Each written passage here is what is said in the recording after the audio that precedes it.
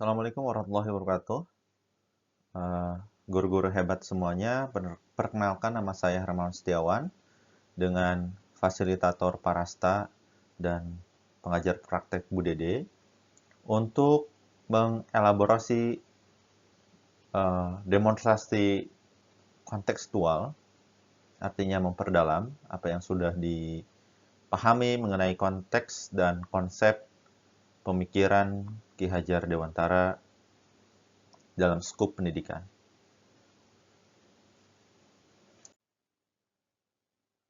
Saya fokuskan pada prinsip-prinsip dasar pendidikan yang berpusat pada siswa oleh Ki Hajar Dewantara, yang kita ketahui bersama bahwa Ki Hajar Dewantara adalah seorang pemikir dan pendidik yang secara historikal beliau mencetuskan pendidikan yang memberdayakan siswa, karena memang siswa mengakui atau mempunyai kekuatan yang unik atau potensi yang unik.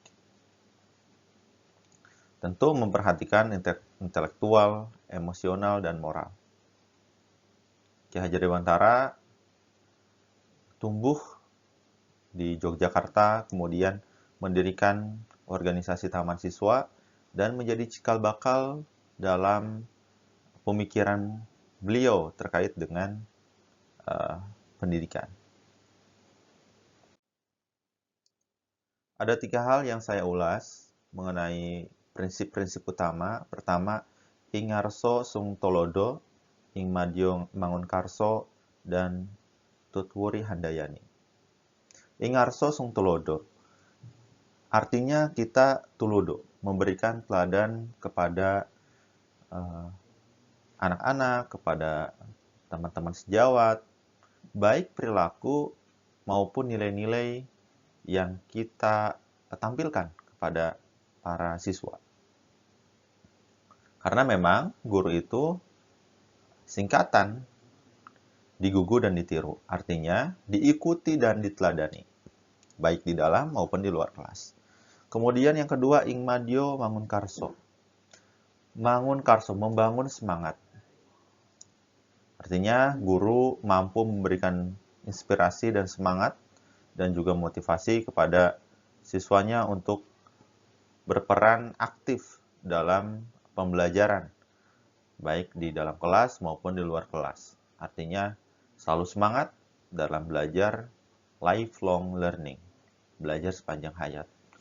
Kemudian yang terakhir, tuthuri handayani, memberikan dukungan, support, ya, dari belakang berupa menuntun atau membimbing atau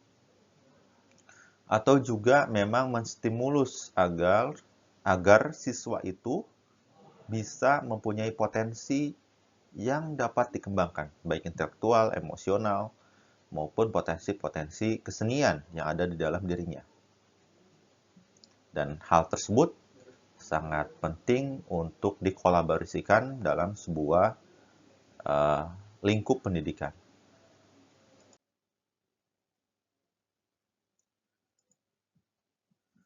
Kemudian menerapkan prinsip-prinsipnya dalam kehidupan atau dalam kehidupan di kelas.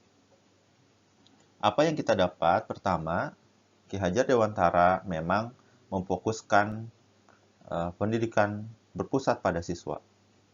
Ya, dalam kurikulum yang kita gunakan saat ini, kurikulum Merdeka, memang kita didorong untuk terus berkegiatan dengan membuat proyek atau proyek-proyek tertentu, ya. Tentu ini menambah kemandirian untuk bisa mengeksplorasi lebih lanjut terkait dengan ilmu pengetahuan, skill, maupun motivasi, ya, yang peserta didik dapatkan. Kemudian yang kedua, pemecahan masalah secara kolaboratif. Artinya untuk memecahkan masalah bisa dari banyak sudut pandang dan juga meleburkan diri dengan satu grup atau komunitas agar menghasilkan solusi yang komprehensif. Tentu dalam pembelajaran di kelas, kita buat kelompok-kelompok, diskusi, agar keterampilan berpikir kritis juga terasah di sana. Kemampuan untuk berretorika, kemampuan untuk menyampaikan pendapat, kemampuan menulis, dan kemampuan untuk tampil di depan berupa memberikan presentasi atau pandangan-pandangan. Itu sangat penting. Kemudian yang terakhir, evaluasi holistik. Jadi menilai tidak hanya akademik, tapi juga pribadi, kreativitas, keterampilan, dan atau non-kognitif lainnya. Jadi memang konteksnya semuanya dievaluasi, tidak hanya akademik saja. Nah, dengan konsep tersebut, maka kita melihat kondisi di lapangan. Ya, jadi kondisi di lapangan yang sudah ada, pertama kita ketahui bahwa memang untuk merubah satu kebiasaan itu membutuhkan dorongan yang besar. Pertama, pergeseran mindset. Jadi pembelajaran yang biasanya berpusat pada guru, kemudian dialihkan berpusat menjadi siswa, ini tentu membutuhkan brainstorming, membutuhkan waktu, membutuhkan pengetahuan terkait dengan metode mengajar, kemudian rasa jiwa guru tersebut juga sangat penting agar memang bisa terfokus pada siswa. Kemudian ketersediaan sumber daya. Dengan adanya fokus kepada siswa, tentu membutuhkan sumber daya yang lumayan juga.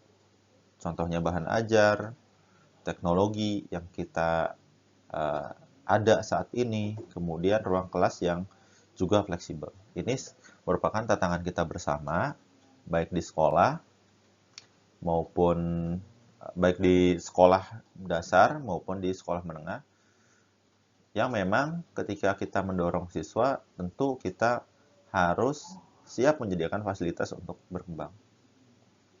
Kemudian tes terstandar. Artinya, untuk mengukur holistik tersebut, kita membutuhkan instrumen yang lengkap juga dan tidak terfokus pada hal-hal yang berbau akademik saja. Gitu.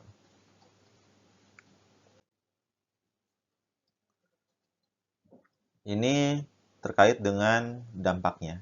Ketika kita sudah melakukan prinsip-prinsip tersebut di kelas, kemudian kita lakukan tersebut dengan kontinuitas, maka ada dampak yang mungkin kita dapatkan ke siswa atau ke peserta didik kita di sekolah. Pertama, pedagogi inovatif. Jadi memang ketika membahas mengenai inovasi-inovasi, kita memprioritaskan siswa dalam pembelajaran, ya. Dan kita mengetahui bersama ada pembelajaran diferensiasi yang memang menekankan pada potensi siswa itu sendiri. Artinya tidak dipukul rata, sesuai dengan potensi yang dia atau mereka miliki. Kemudian pengembangan holistik.